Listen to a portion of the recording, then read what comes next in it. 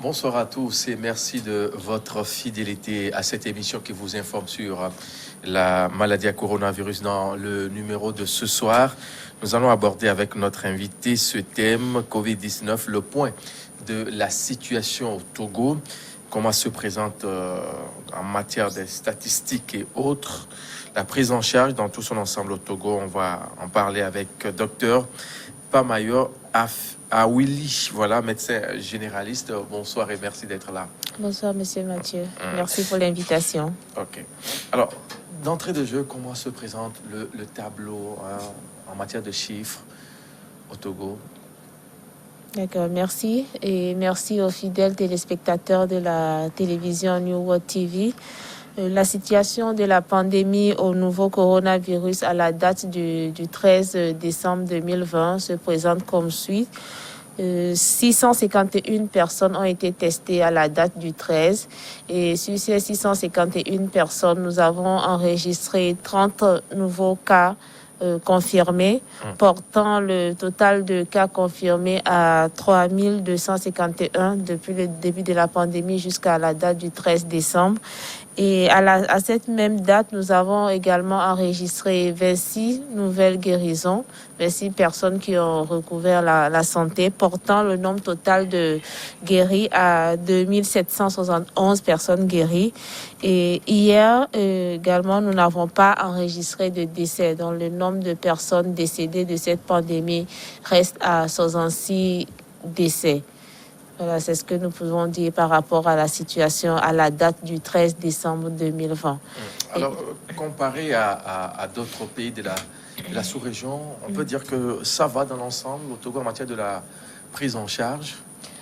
Bon, nous pouvons dire, qu'est-ce que nous pouvons dire? Depuis le début, bientôt une année, que cette pandémie est installée dans notre pays, oui. Mais nous ne sommes qu'à 3251 cas et avec un fort pourcentage de guérison. Il y a 2771 parce qu'actuellement, au jour d'aujourd'hui, nous n'avons que près de 414 cas actifs qui sont dans les centres de prise en charge et dans les différents hôtels et parfois même à domicile, comme le nouveau protocole l'indique.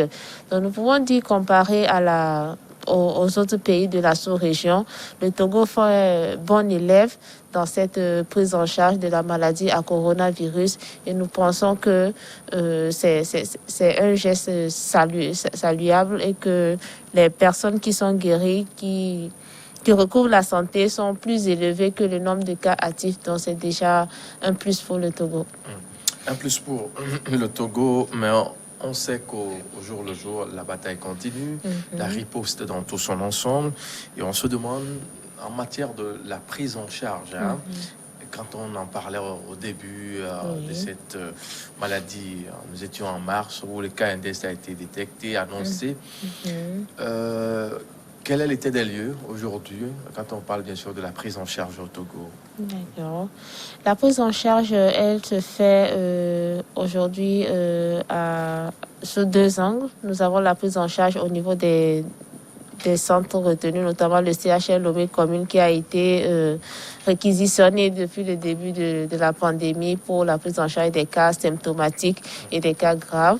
Nous avons les différents hôtels également qui ont été réquisitionnés pour les cas asymptomatiques. Et aujourd'hui, nous avons l'innovation actuelle, c'est que certains cas sont en train d'être pris en charge à domicile. À domicile, donc notamment les cas asymptomatiques, et les cas où nous jugeons que si les conditions sont réunies pour la prise en charge à domicile, ces personnes sont également prises en charge à domicile. Donc c'est une avancée dans cette prise en charge parce que au jour d'aujourd'hui, nous voyons que nos médecins qui sont au front connaissent mieux cette maladie et on n'a pas cette psychose qu'on avait au début parce que c'est une nouvelle maladie. On ne savait pas comment se fera le traitement, comment se fait le diagnostic. On était un peu perdus. Mais au jour d'aujourd'hui, 1 an après, nous voyons que au moins nous connaissons mieux cette maladie, nous connaissons mieux les signes, nous connaissons mieux les diagnostics. Nous avons des approches thérapeutiques pour cette prise en charge et que nous voyons que c'est comparativement au début de la pandémie, nous avons fait un pas en avant. Alors, quand on parle de la prise en charge dans tout son ensemble, il faut parler forcément du protocole de traitement. Alors, le protocole de traitement devient-il depuis le début de cette maladie où il y a eu entre-temps des retouches, des arrangements qui ont été faits ça et là pour peut-être mieux soigner les gens? Non, comme on l'a dit au tout début, nous n'avons pas... D'abord, la maladie n'a pas un traitement spécifique. Oui. Donc, le traitement est symptomatique, comme nous l'avons dit. Donc, le traitement qu'on donne aux patients dans les centres de prise en charge, c'est pour renforcer l'immunité de la personne. Donc, c'est pour donner l'opportunité à l'organisme de pouvoir se défendre contre ce virus-là. Donc, au tout début, il y a un protocole qui a été instauré et nous avons vu aussi qu'il y a le conseil scientifique avec les praticiens qui se sont réunis pour pouvoir faire des recherches et trouver certaines molécules ou bien certains principes actifs pour pouvoir booster l'immunité des patients atteints. Donc, ce protocole aussi a été démarré. Comme on l'avait dit, il y a 4 molécules, 4 phytomédicaments qui ont été retenus et qui ont également fait l'objet d'un essai clinique au niveau des centres de prise en charge. Donc, côté traitement, on a dit que le traitement, c'est symptomatique. Donc, c'est dans cette lancée que nous sommes. Il y a le traitement symptomatique que nous avons dit, les phytomédicaments qu'on donne aux patients dans l'intention de booster leur système immunitaire. Donc, c'est ce que nous pouvons dire. Et il y a également la prise en charge des comorbidités. Oui. Voilà, si la personne est hypertendue connue et que c'est pas stable, il va falloir faire le traitement de cette hypertension tout en essayant de traiter les symptômes qu'elle présente, surtout sur le plan de la maladie à coronavirus. Tout cela combiné avec l'hydroxychloroquine et l'azithromycine. Il y a toujours ça? C'est l'un des protocoles. C'est l'un des protocoles qui est utilisé dans les centres de prise en charge. Alors, quand on sait qu'aujourd'hui, le centre de référence de Lomé Commune, CHR Lomé Commune, c'est le centre qui prend en charge ces personnes-là, détecter ça et là, qui ont des complications dans tout son ensemble. Qu'en est-il des autres centres hospitaliers qui sont à l'intérieur du pays, qui font aussi la prise en charge de ces patients de COVID-19? Je pense que à l'intérieur du pays, tout comme à Lomé, c'est aussi structuré de la même façon. Nous avons un centre de référence pour les cas, comme vous l'avez dit. Il faut faire le tri de ces patients COVID. Comme vous l'avez dit, il y a les asymptomatiques, il y a les symptomatiques légers, les symptomatiques modérés et les symptomatiques graves. Donc, à l'intérieur du pays également, donc, ces centres de prise en charge sont classés de la sorte. Et s'il y a un cas qui nécessite une prise en charge adéquate ou bien intense, là, on le réfère vers les CHR ou bien les CHP retenus pour cette prise en charge. Alors, il y a de cela 2 semaines, bientôt 1 mois, si je ne me trompe, pour la cellule qui s'occupe bien sûr de la riposte dans tout son ensemble avait annoncé certaines nouvelles formules de prise en charge qui consistent bien sûr à interner en quelque sorte le malade chez lui à la maison et lui faire des suivis. C'est là, comment ça marche? Oui, je peux dire, comme vous l'avez dit, nous avons commencé cette nouvelle prise en charge que nous disons à domicile. Donc, dès qu'un patient est testé positif au COVID-19, il y a une équipe qui se rend auprès de cette personne pour faire, comme nous le disons, une investigation. Donc, c'est l'équipe de suivi et d'investigation qui se rend au domicile de la personne pour faire l'investigation. Cette investigation va consister à quoi? À rechercher d'abord les circonstances probables de contamination et de rechercher également les signes que cette personne présente et à la fin également de pouvoir avoir la liste des personnes qui ont été en contact étroit avec cette personne-là pour qu'elle également puisse bénéficier d'un suivi. Donc, à la suite de cette investigation, nous allons également, l'équipe va également voir au niveau du domicile de la personne, est-ce que toutes les conditions sont réunies pour que cette personne puisse être internée, comme vous le dites, à la maison? Quelles sont ces conditions? Il va falloir que la personne puisse avoir une salle d'isolement seule et une chambre à lui et à elle seule, et que dans cette chambre il puisse avoir des toilettes et une douche et puis des toilettes pour ne pas partager ces toilettes avec d'autres personnes de peur que ces personnes puissent être contaminées. Donc, si toutes ces conditions sont réunies, la personne peut s'isoler à la maison avec sa douche, ses sanitaires pour faire ses besoins, sa toilette. Là, la personne, et si elle ne présente pas de symptômes graves, s'il n'y a pas de comorbidité, là, on peut décider, elle est éligible à être prise en charge à domicile. Voilà. Mais dans le cas contraire, elle est référée vers un centre de prévention. Alors, quand on sait que on ne peut pas être en famille et se priver de certaines choses, certains petits gestes, on a envie peut-être de voir sa femme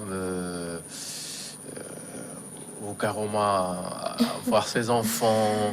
Tout ça là, comment est-ce que ça se passe? Il y a un suivi aussi spécial qui se fait dans ce sens où on passe peut-être une fois par semaine pour voir cette personne-là ou c'est journalièrement, ça se fait ou oui, normal. Si cette personne désire discuter avec peut-être sa partenaire ou bien ses enfants, oui, si c'est à travers une fenêtre, il peut discuter ça. Il n'y a pas, une fenêtre, hein? Il n'y a pas de souci. Mais c'est qu'il faut éviter un contact étroit de cette personne avec le reste de la famille. Parce que si les contacts là n'étaient pas contaminés, vous voyez que ce contact permanent qui va s'instaurer peut amener les autres à pouvoir avoir cette maladie, à développer la maladie.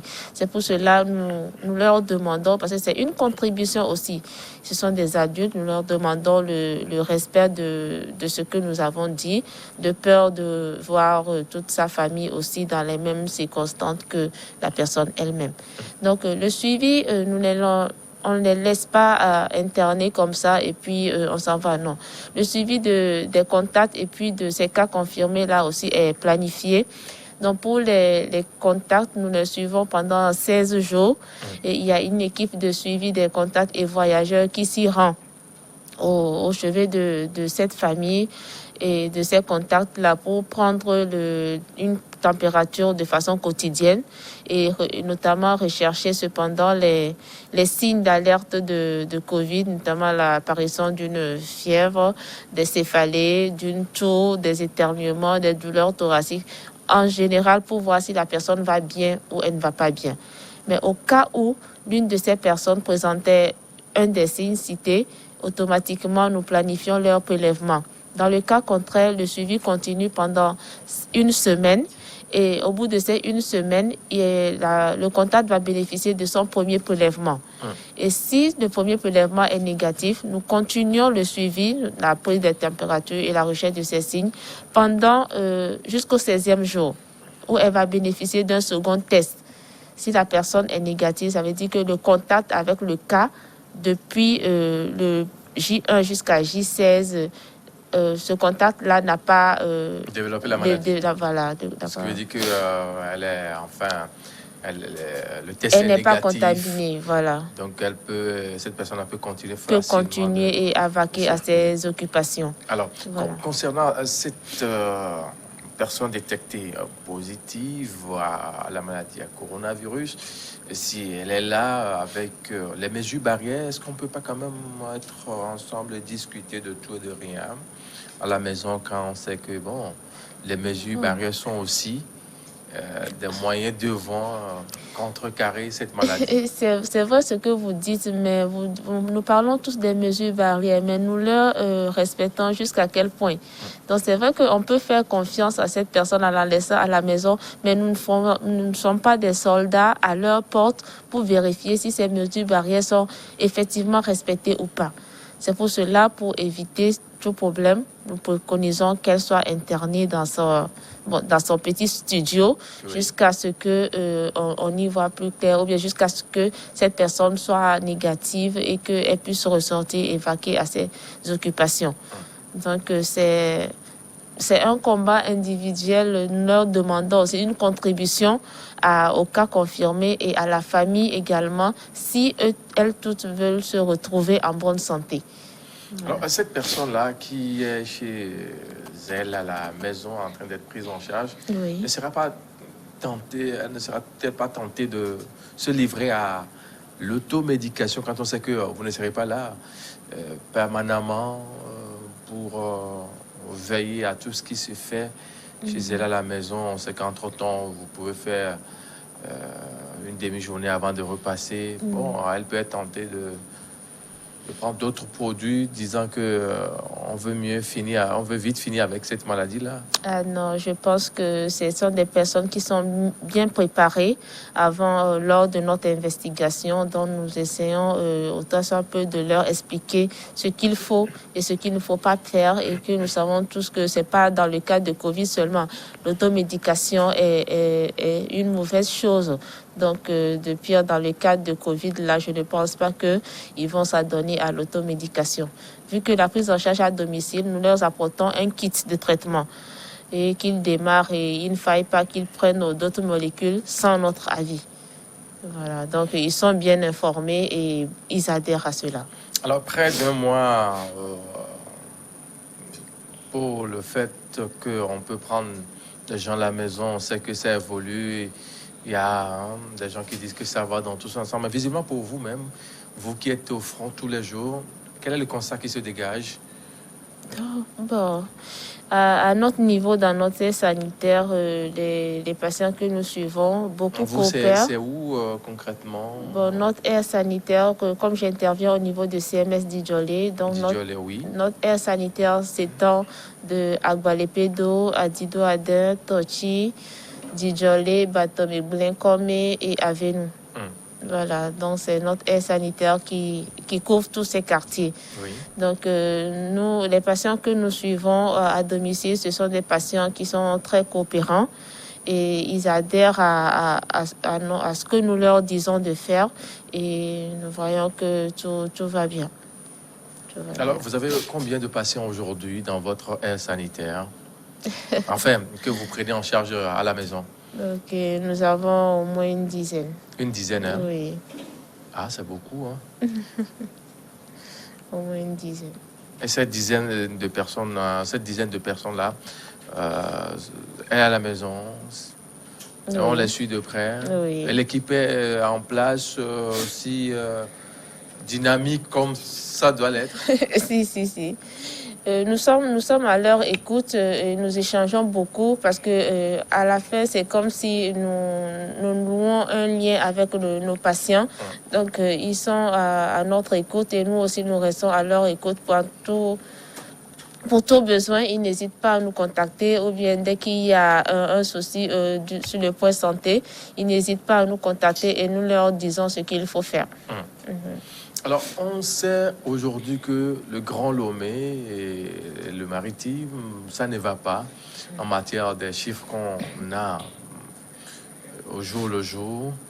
En cas de, je veux parler bien des cas contaminés. Oui. Comment faut-il faire? Comment faut-il procéder pour peut-être éviter, puisqu'on sait que dans une dizaine de jours, c'est la fête de Noël et puis la fête de Nouvel An. Du Nouvel An.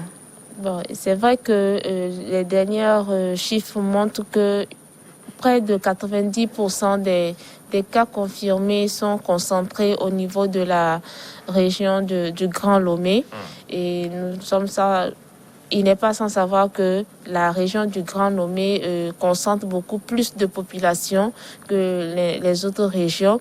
Et nous voyons également que l'aéroport international se trouve également dans la région Grand Lomé.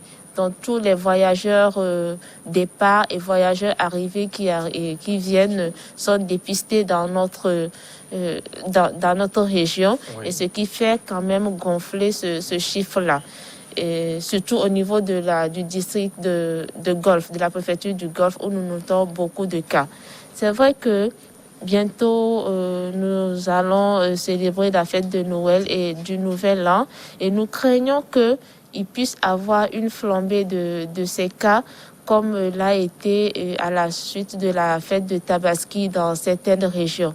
Donc, je pense que c'est pour cela que l'autorité et les responsables de la cellule de coordination riposte sont en train de prévoir de mettre certaines mesures pour pouvoir limiter aussi soit peu cette flambée probable des contaminations, voilà, lors de ces fêtes de fin d'année. On a vu tout récemment le ministre de l'administration territoriale et son collègue de la culture, le ministre Boukwesi et Lamadokou, ils se sont retrouvés avec certains leaders religieux autres pour penser comment faut-il riposter cette maladie en cette fin d'année. Et ça fait grincer les dents, si je ne me trompe, déjà à partir de ce vendredi. On va commencer par le fameux couvre-feu. Oui. Couvre-feu pour freiner la maladie un tant soit peu. Comme au tout début, c'était un couvre-feu aussi qui avait été installé pour rappeler un peu la population à l'ordre et pour pouvoir limiter cette propagation. Comme avant les fêtes, nous avons vu qu'il y a déjà des cas, des cas dans le Grand Lomé qui ne cessent de grimper. Donc, pour pouvoir limiter la propagation, et nous savons tous comment nous fêtons ici à Lomé. Donc, c'est pas dans les maisons, c'est dans les maquis de gauche à droite. Ou bien la fête commence à domicile et puis se termine peut-être dans les restos, dans les bars, lors des réveillons du 24 et puis du 31 décembre.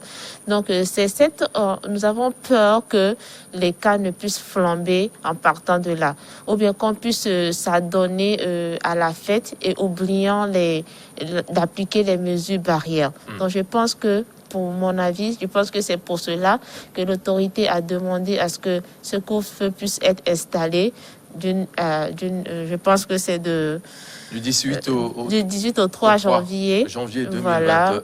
Voilà, pour que s'il y a à fêter, chacun reste chez soi, en famille et avec un nombre limité pour pouvoir faire cette célébration. Donc, il va falloir que nous soyons en bonne santé à la maison et que même à l'année prochaine, nous puissions nous retrouver en bonne santé pour pouvoir continuer le chemin. Une décision à saluer, puisqu'on a vu ce que ça a donné dans d'autres pays, avec certaines fêtes aux États-Unis. On a vu un peu ce que ça a donné. Là, aux États-Unis, même, c'est trop loin dans notre pays, ici, dans certaines régions. Voilà, dans la préfecture de Tchaoudjon, nous avons vu ce que ça a donné. Dans la préfecture de Sotobois, nous avons vu ce que ça a donné. Donc, après avoir circonscrit le foyer en instaurant un couvre-feu ou bien le bouclage de la ville, nous avons vu que ça a porté des fruits. Donc, je pense que c'est pour cela, même cette mesure est en train d'être instaurée ici pour ne pas qu'on puisse sortir de cette année et encore avec des cas alarmants pour ne pas qui va encore nous donner du fil à retordre dans cette lutte contre le coronavirus. Les comportements à haut risque en ces temps-là sont lesquels? Les comportements à haut risque, nous voyons. Quand il s'agit de la fête, je vous l'ai dit, c'est le partage. La fête de Noël, c'est le partage des repas. Vous organisez un repas, il y a la promiscuité qui est là. D'abord, qui dit promiscuité, la distanciation n'est plus respectée. Le fait de sortir, même prendre des pots dans les bars qui seront ouverts, vu la fréquentation qui sera élevée, est-ce que les serveuses prendront le soin de bien laver ces verres qu'on puisse donner à ces clients qui viendront lors de ces célébrations? Et quand les gens vont célébrer cette fête, et comme on le dit, quand il est minuit, qu'est-ce qu'il faut faire? On se souhaite des vœux, il y a des accolades, voilà, ce qui est interdit. Voilà. Je m'en souviens à la nuit du 31 Saint-Sylvestre de 2019 à 2020, on s'était dit beaucoup de choses, 20 sur 20. 20 sur 20, et voilà. Ça a des chiffres. On se dit, mais pour cette année qui est en train de terminer 2020 à 2021, quand nous souhaitait finalement... c'est un peu... et c'est en ce temps de souhait, de vœux, qui se passe beaucoup de choses. Voilà. Donc, c'est des comportements. On peut être amené à oublier très rapidement ces mesures barrières et adopter les anciennes habitudes en se faisant des accolades pour se souhaiter des vœux, ce qui est formellement interdit dans cette période. Alors, coronavirus...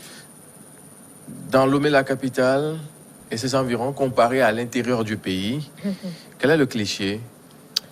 Je pense que quand nous voyons les chiffres à l'intérieur, je pense que c'est pas...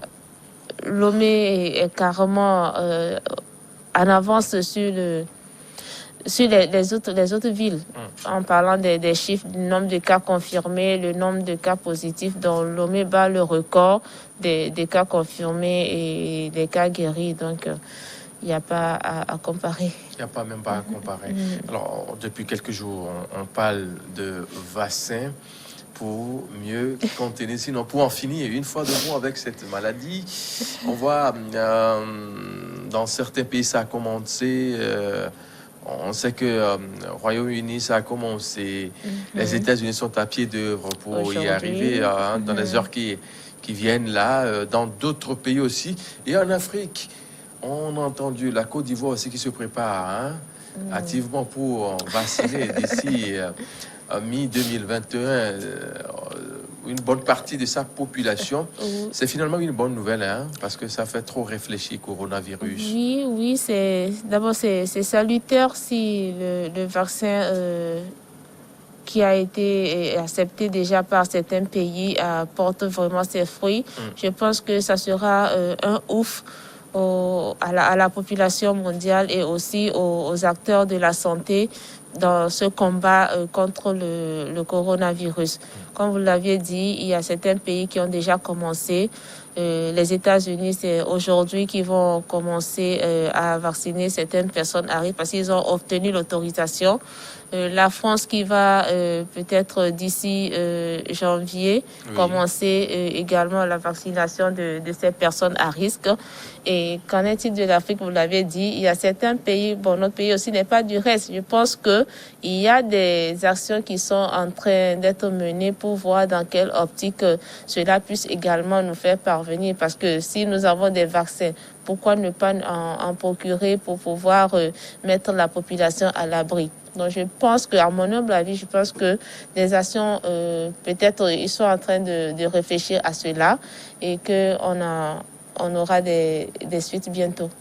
Mais il y a un fait étonnant, actuellement en France et dans d'autres pays comme les États-Unis, il y a des gens qui manifestent contre cette vaccination de...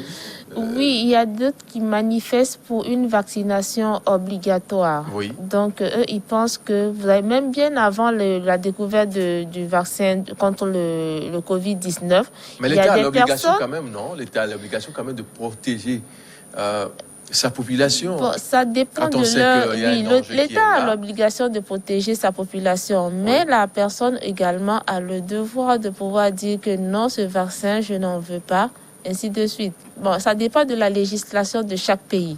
Maintenant, si le pays, s'il dit que non, dans notre législation, les personnes sont là, ce sont des citoyens et que la personne appartient à l'État, donc l'État a obligation de faire vacciner cette personne pour qu'elle soit en bonne santé, pour qu'elle ne constitue pas un handicap demain. Voilà. Donc, ça dépend de la législation. Donc, il y avait des personnes déjà qui sont des anti-vaccins.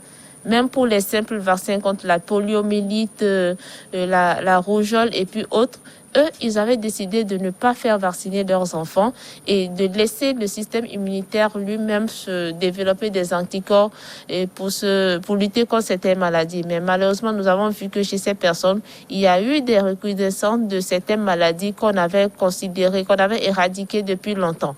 Donc, je pense qu'avec l'avènement de ce vaccin de Covid-19, il va falloir que toute personne réfléchisse bien avant de pouvoir dire que non, ce vaccin, je ne veux pas ou bien j'en veux. Vous nous voyez dans cette posture-là en Afrique, organiser quand même carrément des marches à l'encontre de ce que les gouvernants auront à décider. On veut vacciner, on veut vous vacciner. Et on dit non, quand même, le danger est imminent, il est là. Hein. Moi, je pense qu'il va falloir d'abord qu'on essaie de préparer notre population. Parce que ce sont préparer cette population consiste à faire quoi concrètement? Sensibiliser, gongonner ou carrément, je ne sais pas. Oui, nous allons procéder à la sensibilisation parce que nous avons vu qu'elles ont été intoxiquées par des fake news sur les réseaux sociaux disant qu'il y a les virus que les Occidentaux viendront injecter à la population, donc de ne pas assister, de ne pas accepter ces campagnes de vaccination, ce qui nous a même coûté lors de la vaccination contre la poliomyélite. Donc, nous avons été confrontés à des cas de refus.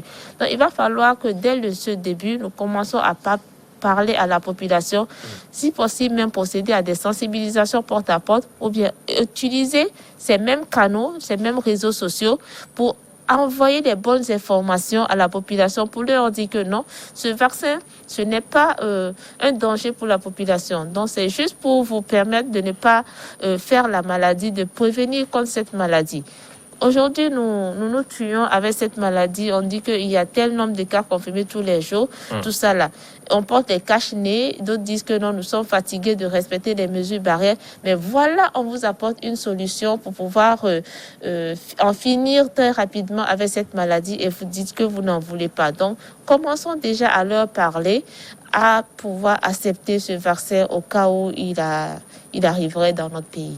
Est-ce qu'il n'est pas temps quand même de démystifier cette maladie coronavirus là, quand on sait que le taux de létalité c'est pas vraiment ça, hein?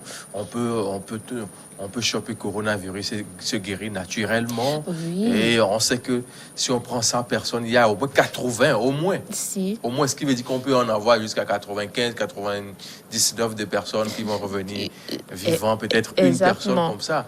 Mais il y a cette information-là aussi qui échappe à plus d'un. Non, nous essayons, mais en voyant même les chiffres qui parlent, on a 3251 personnes et des cas confirmés et nous avons 2771 personnes guéries. Donc, les chiffres même devaient parlent d'eux-mêmes. Devait faire comprendre aux personnes, à la population que non, ce n'est pas une maladie que c'est parce que nous avons pensé au tout début, vous pouvez faire la maladie et puis à guérir et retourner à vos occupations. Donc, elle devait démystifier cette maladie. Nous essayons aussi de leur dire que non, c'est une maladie, certes, elle est virale, elle est contagieuse, mais on peut en guérir. Donc, mais cela n'exclut pas le respect des gestes, des mesures barrières pour ne pas l'attraper.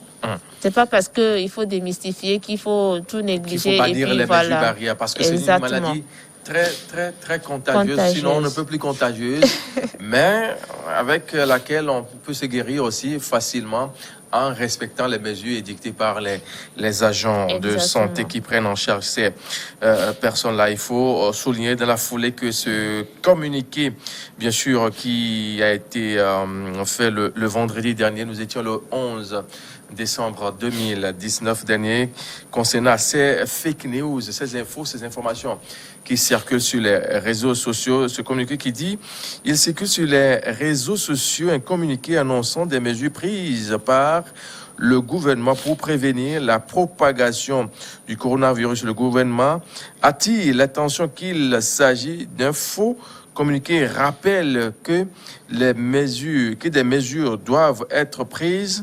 Elles seront annoncées par les canaux officiels. Le gouvernement appelle donc la population à beaucoup plus de vigilance. Ce qui veut dire qu'en réalité, il y a d'autres qui sont là, qui fabriquent de n'importe quoi, qu'on balance tous les jours, et comme ça, pour déstabiliser la psychologie des gens, ça et là. Oui, apparemment, eux, ce sont leur boulot, bien leur travail de tout le temps, qui sont là, qui envoient des fausses informations pour, comme on l'avait dit, déstabiliser un peu la population.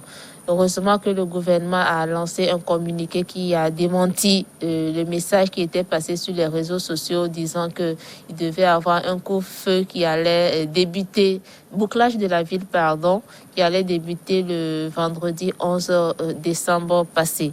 Donc, c'est juste appeler à la vigilance de tout à chacun pour ne pas céder et croire tout ce que les réseaux sociaux nous offrent.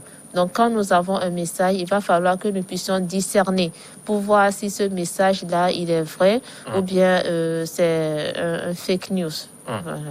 Ce qui veut dire qu'on ne doit pas aussi prendre toutes les informations que nous avons sous la main comme ça et dire que c'est une vérité publique. Il faut faire extrêmement attention et peut-être sonner le 111 pour avoir le cœur net, sinon suivre les chaînes de télé pour avoir le cœur net par rapport à certains rendez-vous comme ce que nous faisons actuellement pour se faire informer comme ça se doit, ainsi que sur les chaînes nationales. Alors, nous allons nous intéresser à un pan de la chose. On sait que depuis quelque temps, les lieux de culte ont rouvert et on n'en parle plus vraiment des cas de contamination, ainsi que les écoles qui ont commencé, on a commencé au Togo, ça fait bientôt 1 mois, les cours ont commencé et finalement on n'en parle plus vraiment. On se dit, dans la foulée, il y a certaines informations aussi qu'on a eues par le biais de certaines presses en ligne qui disent qu'il y a des élèves qui ont été testés positifs dans certaines écoles, ça et là. Relâchement des mesures peut-être ou ignorance carrément? Non, on ne peut pas parler de relâchement des mesures. Ce que je peux dire par rapport à cela, peut-être les élèves qui ont été testés positifs, soit ils ont été contact d'une personne dans leur entourage, mais pas forcément qu'ils ont pris la maladie à l'école pour aller. Donc c'est vrai que au début de cette rentrée, nous avons pensé que avec les mesures barrières instaurées à l'école, les élèves, comme nous l'avons vu pendant les vacances ou bien pendant les périodes d'examen, n'allaient pas respecter le port de masque qui avait été rendu obligatoire dans les écoles.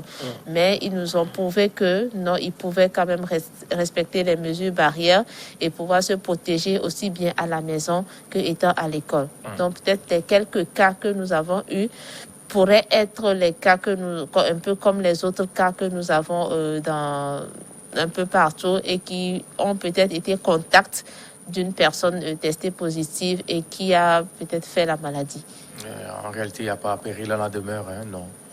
Il n'y a pas de quoi s'inquiéter en tant que tel, parce que c'est dans l'ordre normal. Quand on voit un peu ce qui se passe dans certains pays de la sous-région, les chiffres qui grimpent au jour le jour, on se dit au Togo, ça va plus ou moins bien. Ça va plus ou moins bien. Nous avons au moins, on ne peut pas dire que nous avons près des trentaines de cas tous les jours, non, que la courbe va montant en descendant, mais dans certains pays de la sous-région, nous avons noté que journalièrement, ils peuvent enregistrer près d'une centaine de cas.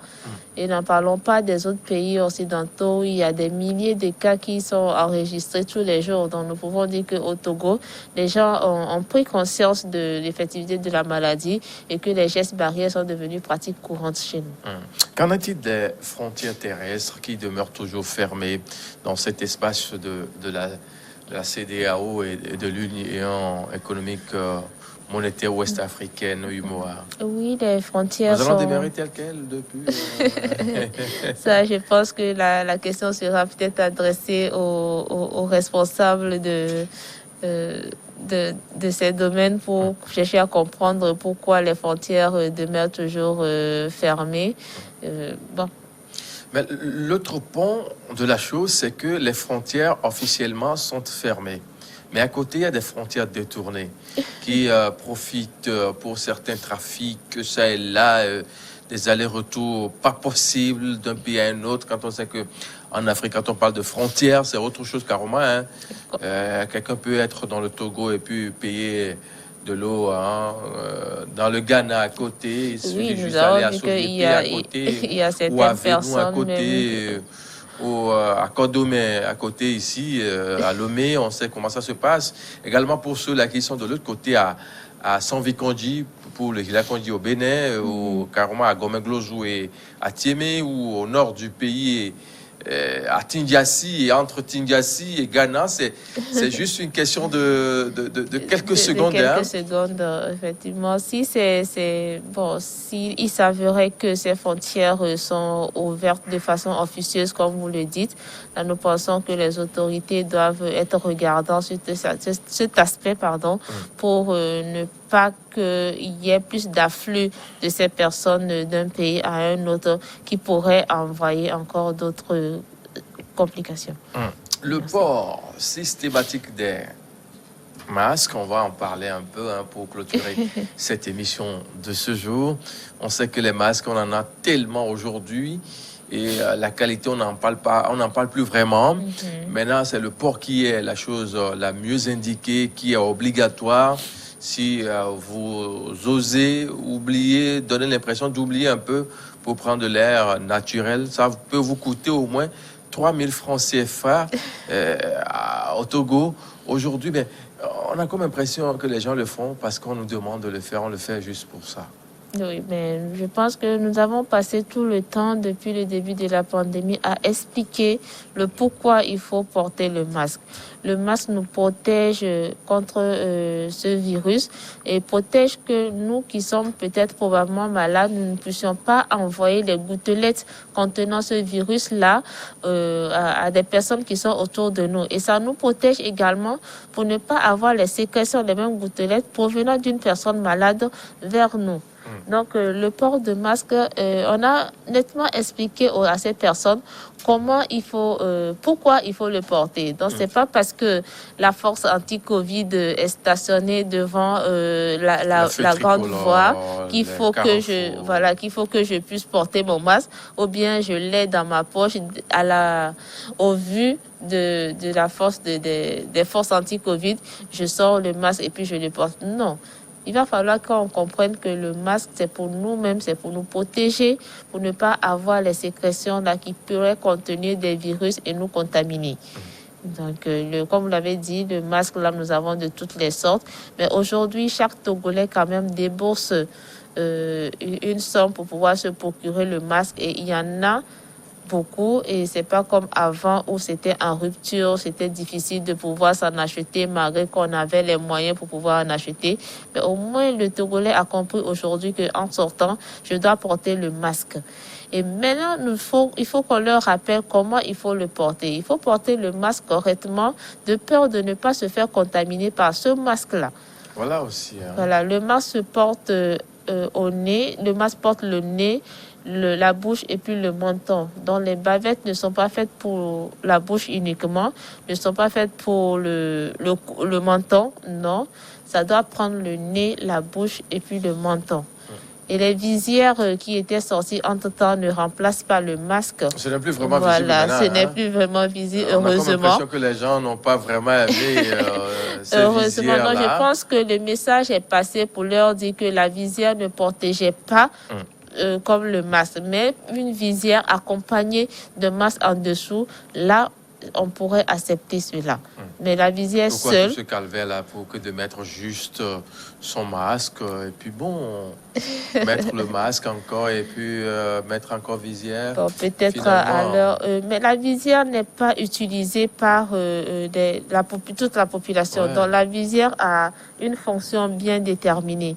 Si je dois aller faire peut-être au niveau hospitalier, procéder à un prélèvement sur une personne suspecte ou bien un contact, là, à ce moment, je dois mettre la visière pour ne pas avoir les sécrétions dans les yeux et au niveau des autres parties du visage. Donc c'est là que la visière a son utilité. Mais en dehors de cela, la visière n'est pas recommandée pour les personnes non du domaine de la santé. Parfait. Merci. Parfait. Merci beaucoup pour ces précisions. C'est là concernant ces petits détails-là qui demeurent toujours utiles en matière de la riposte de cette maladie de Covid-19 au Togo. Nous allons conclure pour le compte de ce jour. En résumé de tout ce qu'on a eu à dire là, qu'allons-nous retenir? Ok, ce que nous allons retenir, c'est que la maladie à coronavirus est toujours d'actualité. Donc, en cette période où nous préparons à célébrer les fêtes de fin d'année, nous appelons toute la population au respect des mesures barrières, au respect de nouvelles mesures qui ont été édictées qui seront édictées par le gouvernement pour que ensemble nous puissions essayer de contrecarrer cette pandémie et ne pas que à la suite de cette fête nous puissions nous retrouver avec beaucoup de cas à prendre en charge. Donc, respectons les mesures barrières, respectons les gestes les gestes barrières pour que ensemble nous puissions nous retrouver l'année prochaine. Parfait. Merci. Messieurs, mesdames, prenez grand soin de vous, surtout en ce temps de fête de fin d'année. Docteur Pamayo Awili, merci d'être passé. Je vous en prie. Je vous dis également merci pour votre fidélité pour le compte de cette émission de ce jour Covid-19 à vos questions. On se retrouve demain toujours avec le même plaisir pour un nouveau numéro d'information sur Covid-19. À très vite.